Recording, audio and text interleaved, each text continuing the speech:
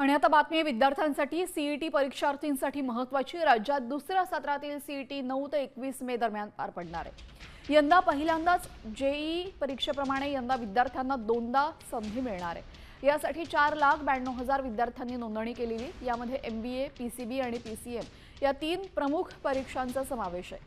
ज्या विद्यार्थ्यांना पहिल्या सत्रामध्ये परीक्षा देता आली नाही किंवा ज्यांना आपले गुण सुधारायचे आहेत त्यांच्यासाठी मोठी संधी असणार आहे।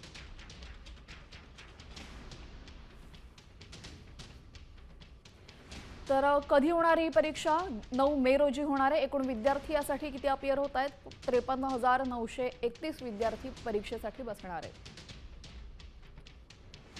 पीसीबीची परीक्षा 11, 10 आणि 11 मे रोजी होणार आहे। एकूण विद्यार्थी 1,16,538 आणि पीसीएम साठी 12 ते 21 मे दरम्यान परीक्षा होणार आहे। यासाठी 3,21,914 विद्यार्थी परीक्षेला बसणार आहेत।